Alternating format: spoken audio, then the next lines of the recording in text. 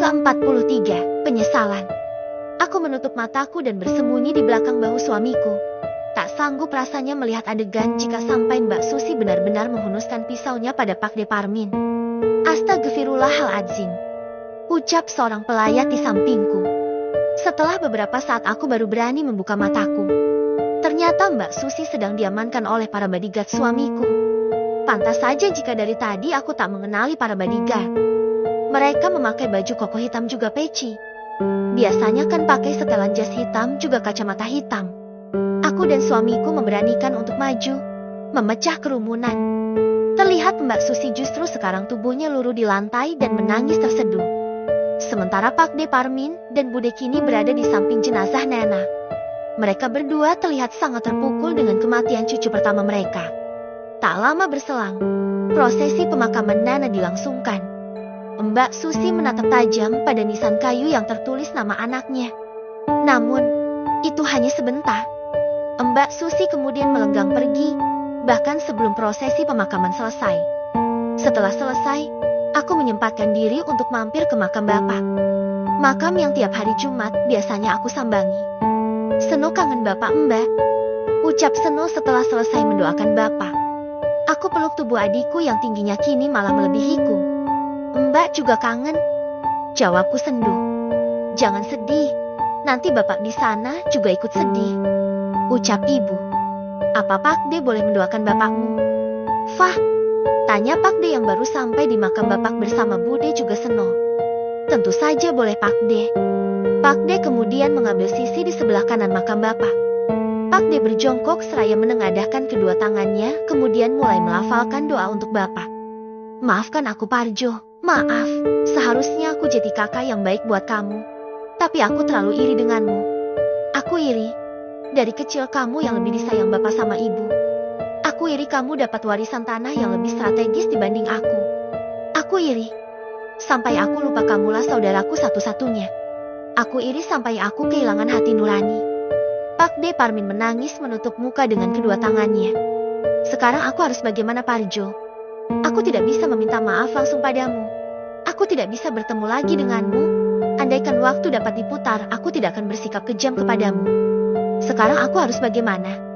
Lanjut Pak De Parmin. Mas Parmin, sudah. Jangan seperti ini. Kasihan nanti suamiku. Suamiku nanti sedih melihat Mas Parmin seperti ini, ucap ibu.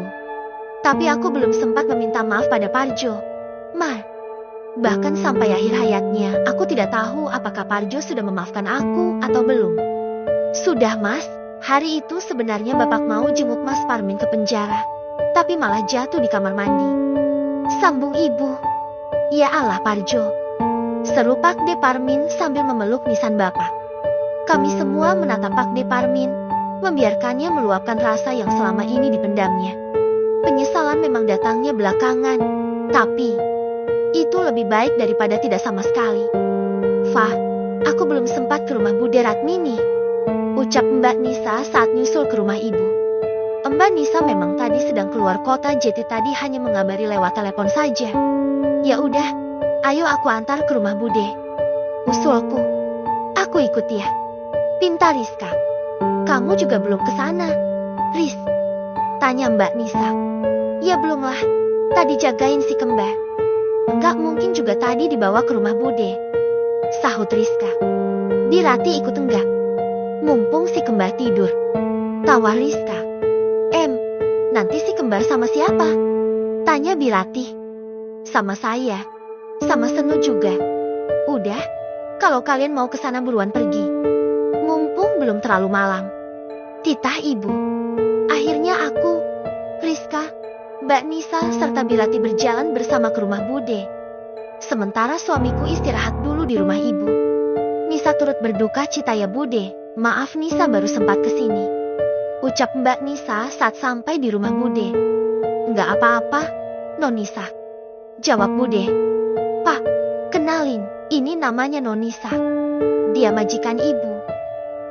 Bukan majikan, saya keponakan Bude, sama kayak Seva, kata Mbak Nisa yang tak terima disebut majikan oleh Bude. Non Nisa ini bagaimana? Bude kan kerja di rumah Non Nisa. Ya Non Nisa majikan Bude. Yang tiap bulan bayar gaji Bude siapa? Tanya Non Nisa. Pak Bambang Non, lewat Agus. Ya udah, bukan aku kan? Enggak ada, kata majikan Bude, kita semua saudara. Anggap Nisa sama kayak Seva. Ujar Mbak Nisa. Kamu kesini buat taksiyah kan? Tanya Mbak Susi yang tiba-tiba muncul. Iya, saya turut berduka atas meninggalnya anak kamu. Kamu yang kuat, yang sabar ya. Jawab Mbak Nisa. Kalau begitu mana uang dukanya? Biar saya gabung sekalian. Sahut Mbak Susi. Aku tercengang dengan pertanyaan Mbak Susi. Bisa-bisanya dia menanyakan uang duka. Susi, bentak Pak De Parmin. Yang sopan jeti orang. Berani-beraninya kamu tanya uang duka di saat seperti ini? Loh, yang meninggalkan anak Susi. Jeti yang berhak sama uang duka itu ya Susi. Fah, Mbak Susi otaknya kurang seons ya? Bisik Rizka. Sekiloris, bukan lagi seons. Jawabku lirih. Apa kalian bisik-bisik? Hardik Mbak Susi yang sadar jika aku dan Rizka berbisik membicarakannya. Mbak Susi otaknya kurang sekilo ya? Bukannya berkabung anaknya meninggal malah ini tanya uang duka. Harusnya yang tadi dimakamkan Mbak Susi, bukan anak Mbak Susi. Ucap Rizka. Kurang saja kamu. Anak saya meninggal ya udah meninggal aja. Malah bagus ndak ngerepotin. Plak. Satu tamparan Pak De Parmin layangkan ke pipi kanan Mbak Susi. Mbak Susi menatap nyalang pada Pak De Parmin. Wajahnya memerah dan satu tangannya memegang pipi bekas tamparan Pak De Parmin. Tanpa kata Mbak Susi berlalu pergi masuk ke dalam rumah. Apa ini karma buat kita? Bu, tanya Pak De Parmin pada Bude Ratmi. Mereka berdua saling merangkul menguatkan satu sama lain. Bude yang sabar ya, ucap Mbak Nisa. Nisa pamit dulu Bude. Takut kemalaman kasihan si kembar. Mbak Nisa kemudian memeluk Bude Ratmi dan menyerahkan amplop coklat pada Bude Ratmi. Namun, belum lagi amplop itu sampai ke tangan Bude. Mbak Susi sudah terlebih dahulu merebutnya. Amplopnya buat aku, yang lebih berhak menerima itu aku. Ucap Mbak Susi sambil membuka amplop itu. Kemudian matanya berbinar saat mengeluarkan lembaran merah dari dalam amplop. Di sampingnya sudah ada koper yang tadi dibawanya. Apa mungkin Mbak Susi mau pergi? Keterlaluan kamu. Hardik Bude. Bude Ratmi kemudian merebut kembali amplop yang diberikan oleh Mbak Nisa. Kemana uang tabungan yang seharusnya untuk pengobatan Nana? Hah? Udah habis. Jawab Mbak Susi enteng. Ya udah kalau ibu nggak mau serahkan amplop itu. Aku juga udah dapat dari uang duka yang lain. Susi pergi dulu ya. Mau kemana kamu? Bukannya ikut mendoakan Nana, malah mau pergi. Ibu aja sama bapak yang doain Nana. Susi lupa gimana doanya. Jawab Mbak Susi enteng. Astagfirullahaladzim. Ucap kami serempak. Mbak Susi terus saja melenggang pergi dengan menyeret kopernya tak peduli dengan panggilan dari Pak De juga Bude Ratmi. Akhirnya malamnya kita semua kembali ke rumah ibu, menginap di sana. Fa, aku nggak ceti nebeng. Dijemput sama ayang Beb Rizka mengirim pesan saat aku tengah bersiap berangkat kuliah. Tadinya Rizka mau ikut berangkat bareng karena kebetulan jadwal kita sama. Tapi ya sudahlah, biarkan saja Rizka menikmati masa kasmarannya. Oke San. Kanda, Rizka nggak ceti ikut. Ucapku pada suamiku yang tengah bersiap ke kantor. Ada urusan katanya. Dinda berangkat sendiri? Iya. Oh iya. Mobil buat Seno besok datang sama mobil buat Dinda juga. Aku? Mobil? Kan mobilku masih bagus. Sayang kalau ganti. Protesku. Loh, yang bilang ganti siapa? Itu mobil buat gonta-ganti Dinda. Memangnya Dinda nggak bosen bawa mobil itu terus? Enggak lah, aku kan bukan tipe orang yang bosenan. Benarkah? Apa Dinda tidak bosan dengan Kanda? Lanjut suamiku. Tangannya kini sudah melingkar di perutku. Dinda cantik sekali hari ini. Ucapnya sambil mengusap pipiku dengan lembut. Bawaan bayi Jeti lebih cantik. Jawabku singkat. Aku menurunkan tangan yang melingkar di perutku kemudian melangkah pergi. Namun, tanganku dicekal oleh suamiku, hingga akhirnya kini aku kembali berhadapan dengannya. Aku menggodanya dengan mengalungkan tanganku pada leher suamiku. Dinda beneran hamil. Tanya suamiku. Kalau iya kenapa? Berarti aku akan jadi laki-laki yang sangat beruntung. Jawab suamiku. Jangan ngaco, enak saja menyebut laki-laki. Aki-aki mungkin. Gurauku. Bukannya marah malah suamiku menyentil hidungku. Kalau tidak hamil bagaimana? Tentu saja akan Kanda buat Ninda hamil. Masih bisa. Ledekku. 10 kali juga Kanda masih bisa. Bisik suamiku di telingaku. Sedangkan tangannya sudah bergerilya membuka kancing bajuku. Aku memegang tangannya. Menghentikannya bertindak lebih jauh. Aku tunggu nanti malam 20 kali. Ucapku pada suamiku seraya mengerlingkan mata. Berangkat kuliah dulu sayang. Sampai jumpa di rumah ibu. Tak lupa ku cium taksim punggung tangan suamiku. Ya, anak-anak dan Birati memang ada di rumah ibu. Ibu melarang anak-anak untuk pulang. Katanya masih kangen. 20 menit perjalanan aku sudah sampai di kampus. Gegas aku menuju ke ruang kelasku. Dosen kali ini terkenal cukup galak. Jadi aku tak mau terlambat apalagi sampai membuat kesalahan. Masuk ke kelas aku langsung duduk pada kursi yang kosong. Beruntung tak lama kemudian dosen segera masuk. Aku tunggu di kantin. Fa pesan dari Rizka saat mata kuliah selesai.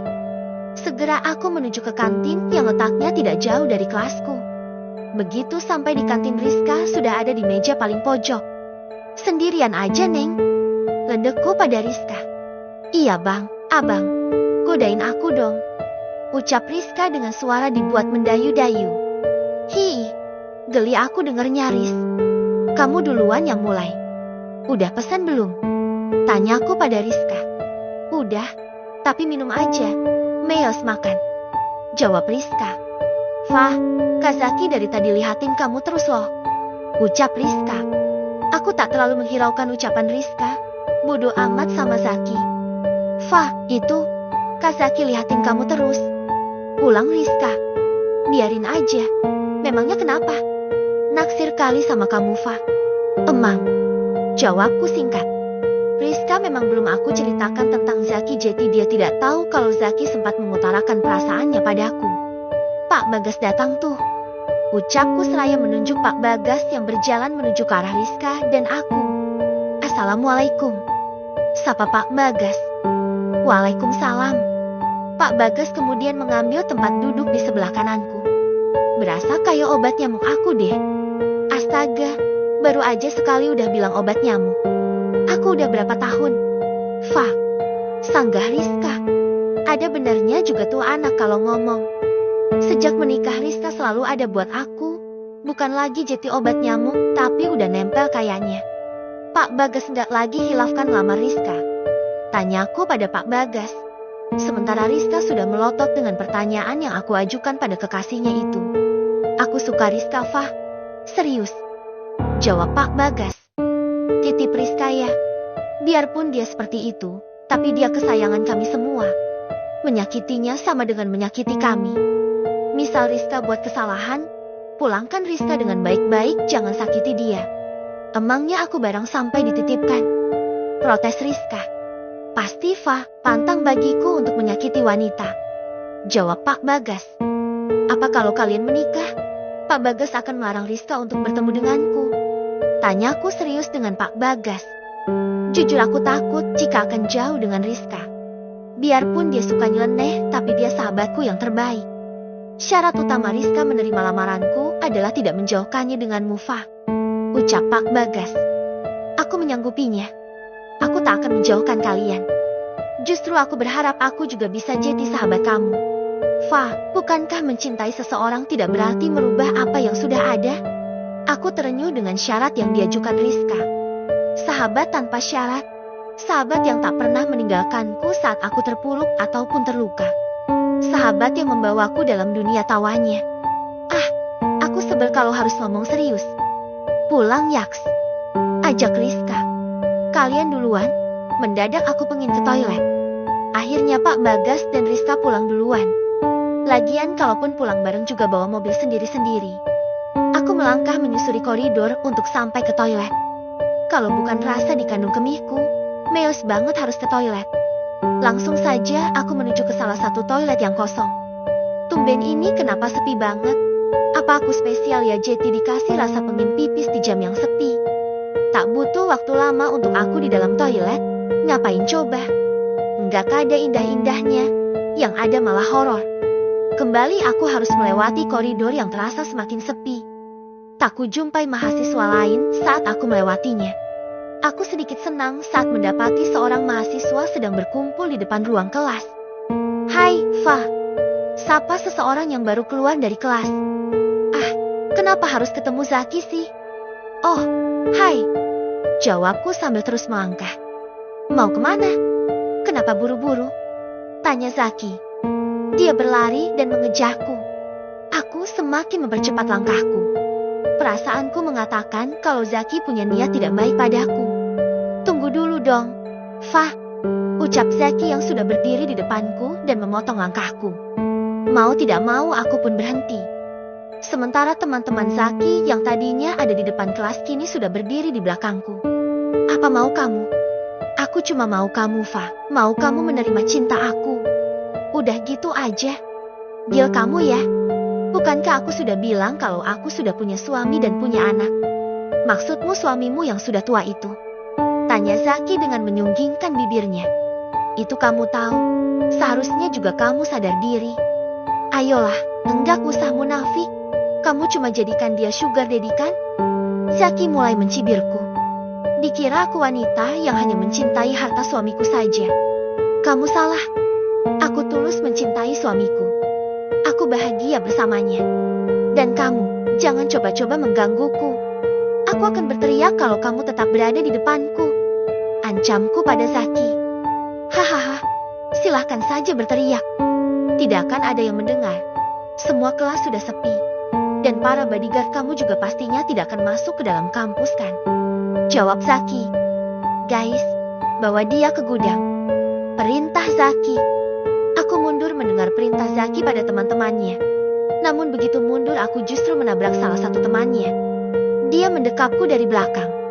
Sekuat tenaga aku memberontak, tapi justru dua temannya lagi memegang kedua kakiku. Aku berusaha melawan, tapi mereka memegangku dengan sangat kuat. 4 orang kini berhasil menggotong tubuhku. Lepaskan aku. Lepas. Pekiku. Berusahalah sekuatmu. Sampai tenaga kamu habis pun kamu tak akan bisa melawan kami. Ucap Zaki beringas. Aku digotong sampai masuk ke dalam ruangan kosong. Kemudian mereka membanting tubuhku dengan kasar di lantai. Sakit rasanya bagian belakang tubuhku. Aku berusaha bangkit. Jangan sampai mereka melakukan tindakan lebih padaku.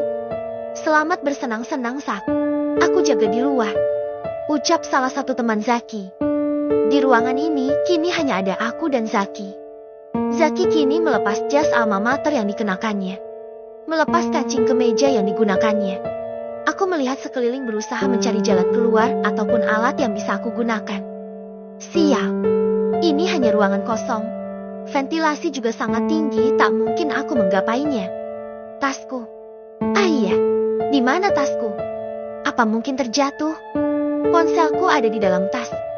Aku tak bisa menghubungi bodyguardku. Tuhan, kenapa ada saja cobaan yang Engkau beri untukku? Apa yang akan kamu lakukan? Tanyaku yang melihat Zaki sekarang justru sedang membuka ikat pinggangnya. Kita akan bersenang-senang. Jawabnya singkat. Apa maksudmu? Dengarkan aku, Seva. Kamu kan selama ini hanya menikmati dari seorang laki-laki tua. Jadi akan aku berikan kenikmatan dari laki-laki muda sepertiku. Rasa takut mulai mendera. Keringat dingin sudah mulai keluar dari tubuhku. Sebisa mungkin aku terus menghindari Zaki. Aku berlari melewatinya menuju ke arah pintu. Buka pintunya. Buka. Teriakku. Aku berusaha menarik handle pintu. Menggedor sekuat aku bisa. Percuma kamu melakukannya. Teman-temanku sudah berjaga di depan.